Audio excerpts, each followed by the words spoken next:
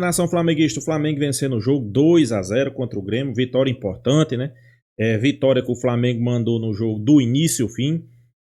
Grandes atuações de alguns jogadores individualmente, né, como Pulgar, De La Cruz, Arrascaeta, né? Arrascaeta fazendo os 2 gols da partida, e sendo importantíssimo, né?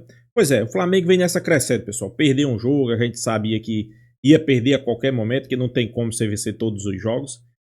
Perdeu no momento que eu acho que tem como Felipe Luiz recuperar esse time do Flamengo, principalmente aquela derrota para o Central Córdoba. Faz parte, né, do percurso. Eu acho que foi até bom o Flamengo perder o jogo, porque o Flamengo, vamos ser bem realistas, o Flamengo perdeu esse jogo porque todo mundo achava que o Flamengo ia passar por cima. Treinador, torcida, jogador, diretoria, todo mundo pensou que o Flamengo ia passar por cima. Então é bom um puxãozinho de orelha para ver que tem jogos que você não pode entrar de salto alto, pessoal. Tem jogos que você tem que entrar para valer. E Libertadores, principalmente, né? O Flamengo fez uma boa atuação, poderia ter vencido aí por 3 ou 4-0 o Grêmio. Mais algum bom jogo desse a gente sabe que vai precisar muito ainda, né? Vamos ver o que foi que Felipe Luiz falou na sua coletiva. Já quero deixar aqui créditos ao vídeo, né? Flamengo TV, link na descrição. Vamos ver o que foi que ele falou. No final do vídeo, deixa a minha opinião. Vamos lá. Uma vitória depois de uma derrota que o torcedor sofreu bastante, tenho certeza que vocês também. Queria que você analisasse a partida e falasse especialmente sobre o Arrascaeta. 3 gols dentro do Campeonato Brasileiro, uma belíssima atuação hoje e conseguiu trazer para a equipe a eficiência que a gente tanto falava nas últimas partidas. Parabéns pela vitória. Obrigado. Boa noite, primeiramente. Foi dessas vitórias da onde a gente vê que esses jogadores são grandes, né? Depois de uma derrota em casa, muito dolorida, por nós, como você falou bem, né, os torcedores, mas temos que entender que o futebol, essas derrotas, elas fazem parte. E depois da derrota, nem os jogadores são os piores jogadores do mundo, tem que trocar todo mundo. E nem hoje, depois da vitória, são os melhores jogadores do mundo e vamos ganhar todos os jogos do ano. Então, esse equilíbrio é o que os grandes jogadores conseguem alcançar, né? Porque depois da derrota, o normal é que o time perdesse a confiança, mas ao contrário do que se viu, desde o primeiro minuto, os jogadores dominando bolas difíceis, tentando jogar, botar a bola no chão em todo momento e achando passes difíceis, os domínios sempre orientados, segundo o que o jogo pedia. Nunca nos deixamos influenciar nem pela derrota, nem pelo jogo fora de casa. E isso realmente demonstra somente uma coisa: o nível dos jogadores, o nível dos atletas que estão hoje no Flamengo, né? E um deles é o Arrascaeta, como você falou, que uma das coisas positivas, eu falei, nem tudo foi um desastre no outro dia, eu falei isso na coletiva, uma das coisas positivas foi o Arrascaeta no outro dia, que ele jogou bem, porém não foi nossa noite, mas hoje sim, né? Hoje são desses jogadores que nós temos que aproveitar enquanto está aqui, porque é um jogador especial, ele é diferente, ele faz a diferença. E eu já falei muitas vezes, vou falar de novo, é um jogador que um jogador desse nível, escolheu passar os melhores anos da sua carreira no futebol brasileiro. Isso nós temos que valorizar muito, tá? E vão viver momentos ruins, e vão ver cobranças, mas esse Arrascaeta aí, são poucos os que pisaram aqui no Brasil, são poucos estrangeiros que pisaram no Brasil e fazem o que ele faz. Aqui. Tudo bem, Felipe? Parabéns pela vitória. Eu queria te ouvir um pouquinho sobre a estratégia que tu desenhou para o jogo de hoje, levando em conta o que tu estudou do Grêmio também, do teu adversário, que joga muito na base da ligação direta. Tu falou sobre um Flamengo que pisou na bola, colocou ela no chão e jogou. Queria te ouvir o que tu pensou em cima daquilo que o Grêmio tem apresentado, por favor. Bom, primeiro eu vi na análise que o Grêmio era um time que costumava encaixar no meio, e eu imaginei que eles fossem encaixar nos nossos 2 volantes, mas aí nós ia ter uma saída limpa com um dos zagueiros, né? Mas não foi assim, eles não encaixaram de um princípio, deixaram nossos volantes jogar. Isso nos deu saída, porém, às vezes era mais difícil a progressão da jogada, né? Porque, claro, se os nossos jogadores determinantes da frente estão todos marcados, então a progressão não era tão boa. O plano de jogo inicial, que era Uma caída dos volantes não estava funcionando do jeito que a gente esperava e que a gente imaginou antes do jogo, mas depois com os ajustes eles entenderam bem aonde estavam os espaços e começaram a encontrar. Mas o que acontece é que os próprios jogadores dentro do campo eles se ajustam, né? O Grêmio foi se ajustando, foi pressionando, foi encaixando melhor a pressão e por momentos tivemos dificuldades de sair, mas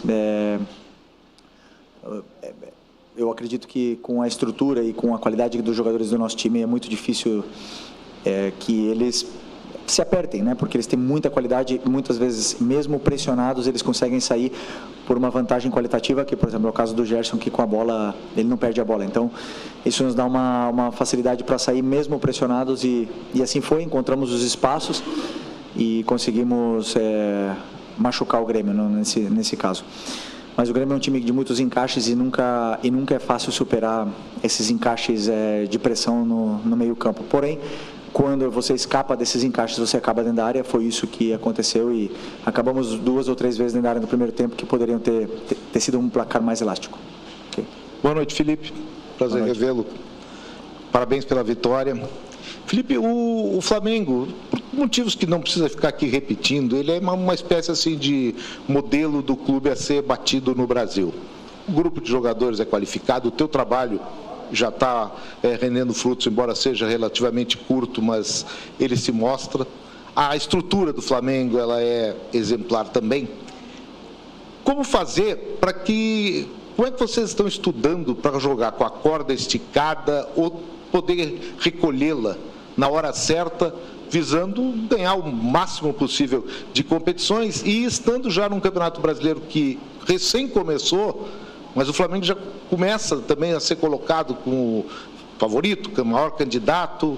Como é que é carregar essa responsabilidade e trabalhar um grupo assim, de agora até dezembro? Só por favor, me explica um pouco melhor como a corda que você falou. A corda esticada é que nem afinação de violão, a cordinha está esticada. Sim, mas... Flochar. E o Flamengo, como fazer com que isso seja mantido ou em determinados momentos saber administrar para que questão física, questão de grupo, como é que se administra um grupo de agora até dezembro para tirar o máximo de competições possíveis? Ok, primeiro o clube nos últimos anos se reestruturou de uma forma que nos possibilita ter jogadores importantes para poder brigar pelas competições. Isso não significa ganhar as competições, significa poder disputar, né? Na parte de cima da tabela, com o elenco que tem, o Flamengo... Você pode oferecer para os jogadores que queiram vir para o Flamengo a possibilidade de disputar os títulos, né? Depois ganhar ou não é uma coisa do jogo, do esporte, é difícil.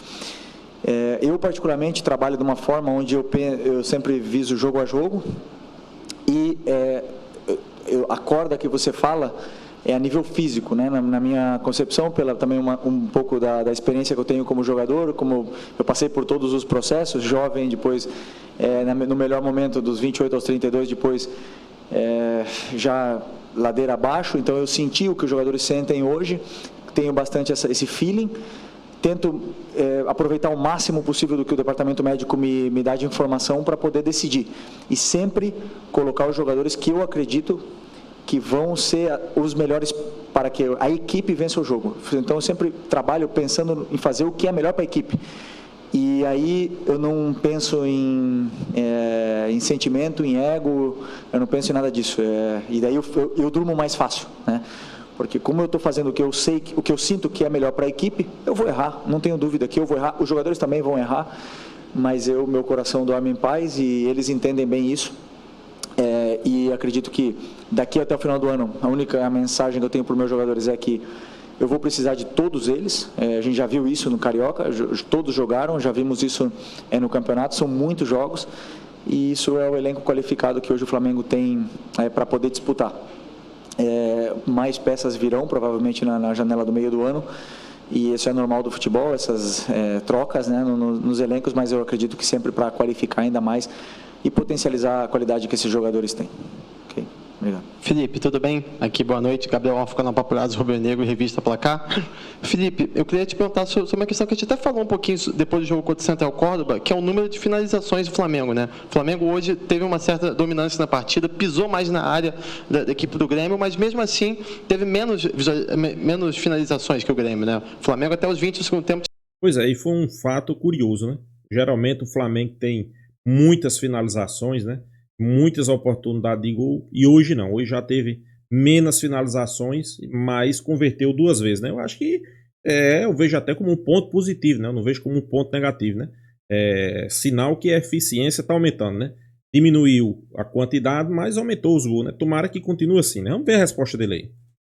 Tinha 3 chutes a menos que o Grêmio, pisando mais na área adversária. Eu queria te perguntar se te incomoda isso, de às vezes ter menos finalizações do que deveria ter, que, querendo ou não, em alguma situação, né? Hoje não foi o caso, mas em alguma situação pode acabar complicando ainda mais a partida. Obrigado, parabéns pela vitória. Não, eu acho legal porque, assim, hoje, eu sempre falei para vocês, né? Vão ter dias que nós não vamos ter tantas finalizações, porém vamos estar mais finos de cara a gol e vamos fazer gol. E vão ter outros dias que nós vamos chutar 30 vezes e a bola não vai entrar, como foi o último jogo do Central Córdoba, onde tivemos chances claras e não fizemos. Fizemos um de falta, né? Mas não fizemos gols. Isso é natural do que o adversário ele permite para você. Como eu falei, o Grêmio é um time de encaixes que te dá uma dificuldade maior na saída, porém, a que você escapa, você tem uma chance mais clara, ou uma chance de pisar na área, como você falou, mais clara. Depois, a finura do jogador ali, o momento de forma dele, isso, cada um vai passar por momentos diferentes. E aí os números dizem, né? Um jogador como o Arrascaeta tem uns números incríveis e outros não tem tantos números como ele, como o Pedro.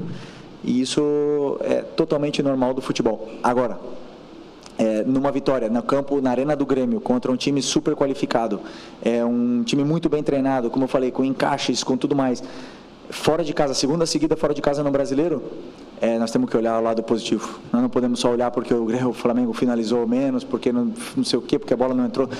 Então eu sou o treinador positivo. Entendo que você seja mais negativo nesse ponto, mas eu olho sempre as coisas boas que a gente fez e as ruins já é o meu trabalho corrigir elas e para isso que me pagam. Felipe, boa noite primeiramente, né? Parabéns pela vitória. Eu gostaria que tu falasse, né, uma análise tua da partida do Bruno Henrique, né? Tu falasse sobre as possibilidades de ataque que o Flamengo teve. O Bruno Henrique, infelizmente, acabou falhando em 2, 3 oportunidades, e queria também que tu comentasse sobre a situação do Pedro. Tu já vê ele pronto e apto para o próximo jogo contra o Juventude no Maracanã? Boa noite. Só estou tentando lembrar as 3 chances do Bruno. Pode me lembrar elas?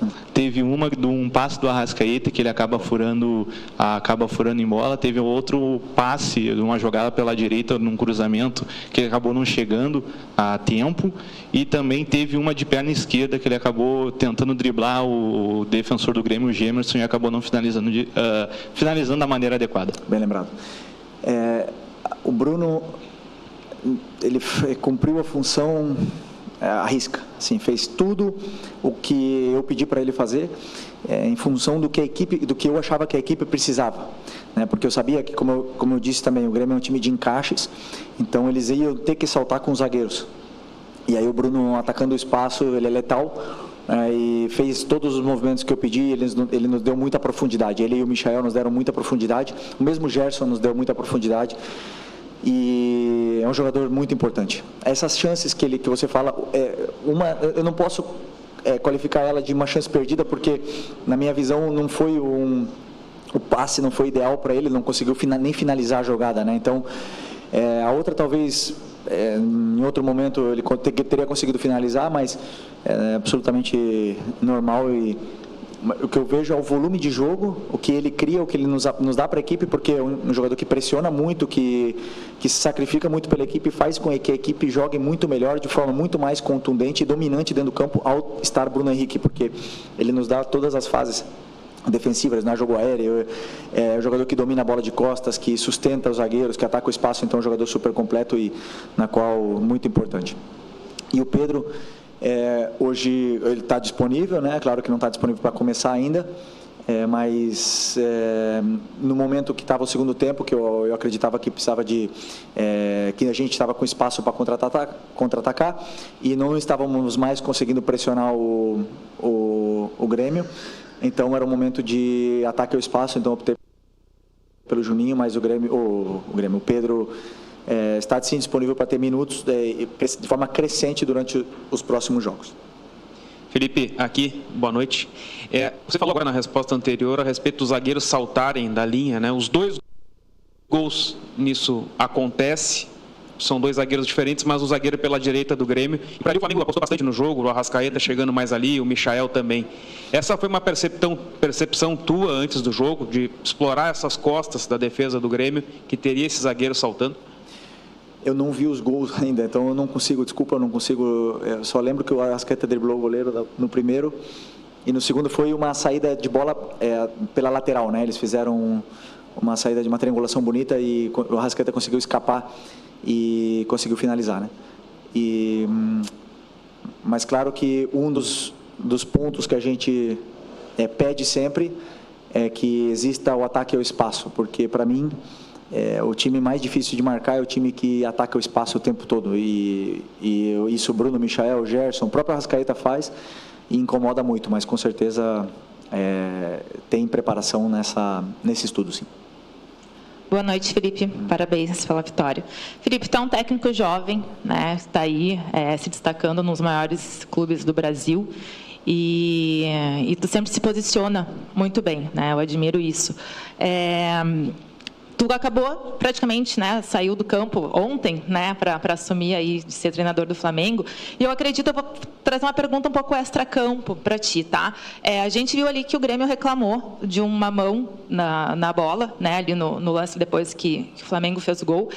E eu penso que se tu estivesse em campo como jogador, capitão, como tu fez, tu também reclamaria com o árbitro se fosse teu time adversário.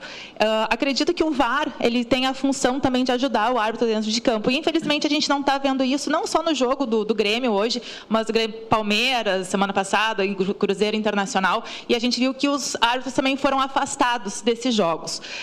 Te pergunto, a gente está vendo que há uma crise técnica. O que tu pensa sobre essa crise da arbitragem no Brasil? E tu acha que tem uma solução a curto prazo, até porque esses afastamentos fazem mal para o futebol brasileiro? Obrigado pelo elogio e grande pergunta. É um tema delicado, né? Primeiro, se a gente quer melhorar, nós precisamos de investimento. Precisamos investir em estudos, em melhores, prepará-los melhores. Mas eu posso afirmar, em 5 anos que eu joguei aqui no Brasil, agora no final de carreira, que eu vi muitos árbitros muito bons, muito bons. Seria até injusto citar nomes deles, mas eu sempre falei nas entrevistas, né? O próprio Klaus, o Davi, tem vários, não vou ficar citando o nome deles aqui, mas são muito bons, né? E assim, cada um tem uma opinião. E um companheiro teu durante essa semana falou que o VAR não tem que entrar interferência mínima ou máxima ou apitar desde lá, mas tem que entrar quando tem que entrar realmente, né? E é uma linha, uma régua fina, é difícil de a gente analisar, né? Mas o que eu gostaria realmente, que não houvesse muita interferência, se não é um lance claro. Se é um lance claro, deve haver interferências. Impedimentos, eu acho que veio para, sim, ajudar muito, porque era muito injusto você perder um jogo com impedimento de 2 metros, e essas coisas vieram para ajudar, e o VAR também veio para ajudar. Precisamos continuar investindo, que eles possam continuar estudando, que eles possam continuar se corrigindo, porque no final das contas é só a experiência e as horas de correção e de trabalho que vão fazer eles chegar à perfeição, mas eu tenho certeza que eles querem se aperfeiçoar ao máximo possível, porque ninguém gosta de ser criticado, de ser afastado, nem nada disso, né? Então, eu não vi o lance desse ainda, né? Não vi o lance, mas o que eu sim gostaria, e aí uma coisa minha, mas é que o árbitro do VAR que chamasse o árbitro para assistir a imagem, que eles não se comunicassem, porque eu sinto muitas vezes que influencia na tomada de decisão do árbitro, que ele só vai lá ver as imagens, que mostrem as imagens de todos os ângulos para ele, todos, já que ele vai lá, que sejam 10 ângulos, e aí ele analisa sem a opinião de ninguém, ele, sozinho, e aí ele vai ver se ele mantém ou não mantém. Isso seria, eu acho que, o ideal para a gente poder melhorar. Mas assim, nós temos bons árbitros aqui no Brasil, bons mesmo de verdade, porque a gente sempre fala da Europa e tudo mais. Os únicos, para mim, que são referências são na Premier. Na Espanha tem o mesmo problema, na Itália tem o mesmo problema, então reclamam muitas vezes de barriga cheia, porque eu tenho certeza que esses árbitros se esforçam muito para poder serem tops. Pessoal, o Felipe Luiz aí falou algumas coisas aí que eu concordo com ele, né? O Flamengo dominou o jogo, o Flamengo tomou conta do jogo do início ao fim, né? Isso aí tem muito o dedo do treinador, né? Ele estudou a equipe adversária, né? Sabia dessas ligações diretas do Grêmio, né? O Grêmio é aquele time que faz muitas ligações diretas, então ele estudou muito bem, sabe como é que funciona o Grêmio e neutralizou o que o Grêmio tinha no melhor, né? Era essa ligação direta, né? Falou também da questão aí de Arrascaeta, né? Que ele disse que no futebol brasileiro dificilmente vai pisar outro cara como Arrascaeta, com sua categoria, sua habilidade, né? Eu também concordo com ele. É um cara fenomenal, né? Se não fosse essa parte física dele aí, que ele não consegue, né, jogar ali 6, 7 jogos na sequência, né? Para mim seria o principal jogador do Flamengo, né? Outro ponto que foi perguntado foi sobre o Bruno Henrique, né? Eu sei que ele não vai chegar numa coletiva e dizer que o Bruno Henrique tá mal, né, pessoal? Até porque ele é um treinador experiente, é um treinador qualificado. A gente sabe que ele deixou o Bruno Henrique mais no jogo para ver se Bruno Henrique fazia algo ali que retomasse sua confiança. Mas temos que ser realistas, né? Bruno Henrique nos últimos jogos vem jogando mal, né? Jogou mal contra o Central Córdoba e jogou mal esse jogo contra o Grêmio, né? É um ponto a ser falado, né? Também foi perguntado, né, sobre a questão aí de Pedro, né? Pedro está preparado, só não tem condições de jogar os 90 minutos, de iniciar uma partida, né? Eu acho também que não tem necessidade, é porque no banco tem jogadores qualificados. No jogo contra o Juventude, eu, sem sombra de dúvida, ele vai entrar, né? Mas eu creio que ele não vai entrar jogando. Entrar ali no segundo tempo, né? Quem sabe fazer o seu gol, né? Mas outro ponto que ele citou aí, pessoal, são a questão daquela mão que os gremistas estão cobrando, né? Pra mim, a bola bate na mão, mas primeiro pega no peito dele e resvala na mão. Isso aí não é pênalti, né? Mas ele deu um ponto aí, pessoal, que eu fosse a CBF, eu adotava isso aí, né? A partir do momento que o juiz é chamado não VAR, ali não pode se falar mais nada. Os árbitros da cabine tem que ficar mudo e apenas apresentar as imagens para o árbitro. Ali ele vai decidir se é ou não é, né? Às vezes o árbitro acha que não é, aí 2 caras lá de cima diz que é, o árbitro de baixo se deixa levar pela opinião dos outros e marca, né? Isso aí é uma boa ideia que Felipe Luiz falou, né? E uma coisa que Felipe Luiz disse aí, pessoal. O Flamengo fez uma má atuação contra o Central Córdoba. Eu vi muitas críticas para cima do Felipe Luiz, para cima dos jogadores, que os jogadores não prestavam, que tinha que sair, tal. E hoje, o time já é maravilhoso, é o melhor time.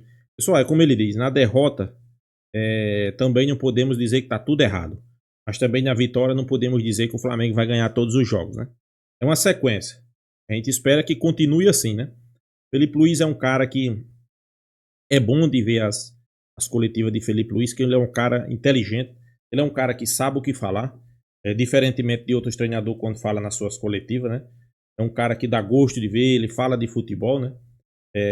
Falou aí muito também da evolução do time do Flamengo, principalmente de colocar a bola no chão, né? Não querer jogar o jogo do Grêmio, né? O Grêmio é aquele jogo de transição, né? Balão. Não. E se fosse outro time, talvez fosse querer entrar nesse jogo do Grêmio, né? Ele deixou bem claro que o Flamengo ia jogar seu jogo, como jogou, né? Pra mim fez uma bela partida. O placar foi até enganoso, foi 2-0, poderia ter sido mais. Outra coisa que eu percebi no jogo de hoje, que a pergunta foi feita para ele, né? Poucas finalizações, mais 2 gols. No jogo contra o Central Córdoba, mais de 20 finalizações, 1 gol. Então, pessoal, é como ele disse, né? Vai ter jogo que você vai martelar, não faz o gol. Tem jogo que você finaliza bem menos e faz mais gols, né? Isso é prático do futebol, né? Isso é normal, pessoal. Isso aí não é coisa do outro mundo, né? Tomara que continue assim, né? Sinal que a eficiência do Flamengo tá subindo, né? E cada dia que passa, mais treinamentos e a finalização tá melhorando, né? Isso é uma verdade. Então é isso, pessoal. Deixa a sua opinião, né, aqui nos comentários. Se inscreva no canal Flatube e até a próxima, pessoal.